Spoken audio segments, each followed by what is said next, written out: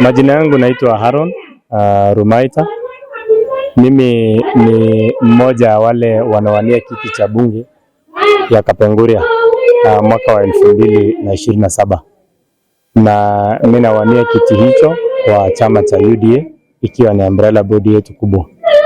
Hivyo basi mimi kusimama kwangu kama mjumbe wa Kapenguria pengine na vigezo mbalimbali ambayo ninasimama nazo, lakini wacha ya leo niseme moja tu kwa ajili ya vijana ama watu wanajiita Gen Z ama youth kwa ujumla, ama mtu yote ambaye ako miaka 35 kurudi nyuma.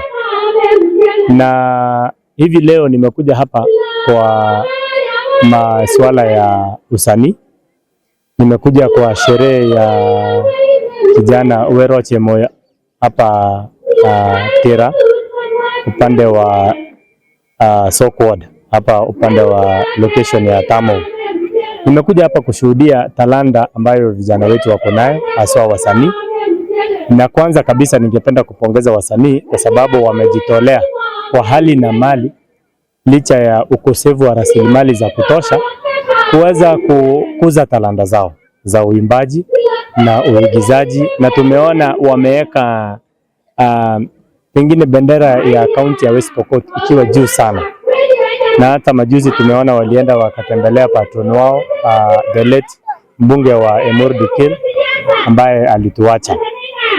Na nimeamua kuwa mmoja wa viongozi ambao nitajihusisha na masuala ya vijana na kukuza talanta zao, na kadri ya jinsi ambavyo Mungu atatuwezesha tuwasupport au tuweze tukawajenga. Na ningependa kuwahimiza vijana ya kwamba wakati huu ni wakati ambapo kazi ambazo inaitwa white collar jobs imekuja imepungua sana. Na hivyo basi siku hizi ni talanta yako, na siku hizi talanta inalipa. Ningependa kuhimiza vijana wote wa kaunti yetu waweze wakakuza talanta zao. Kama unacheza ball, kama wewe ni muigizaji, kama wewe ni muimbaji, uweze ukakuza talanta yako, na hiyo ndio kipaji chako kitakulisha. Tusiangalie tu masuala kama walimu, daktari, mambo kama hayo. Tuangalie pia talanta, kwa sababu sehemu za kazi zimekuwa ndogo. Pia mimi ninahimiza ya kwamba nikiwa mbunge wa Kapenguria nitahakikisha ya kwamba vijana wote wamepewa uhamasisho hasa wakimaliza kidato cha 4 ili waweze wakapewa uhamasisho kwa hali ya masomo yao ya baadaye. Kama ni wale ambao wanaendelea katika university, kama ni wale ambao wanaenda colleges, kama ni wale wanaenda TVETs, wapewe mafunzo ambaye ni mzuri ili waweze wakafanya vitu ambazo itawasaidia. Na mimi nitakuwa kipaumbele kukuwa hata na programs kwa radio ya kuweza kusaidia vijana na kuweza kufungua hata macho yao. Mwisho ningependa tu kwa leo kusema vijana, tunapokaribia mwaka 2027 tusitumike vibaya kisiasa. Tuweze tukakuwa na akili zetu, na mwanasiasa yeyote asitutumie vibaya. Aweze akakuja kama unamkampenia, lakini sio kukutumia vibaya.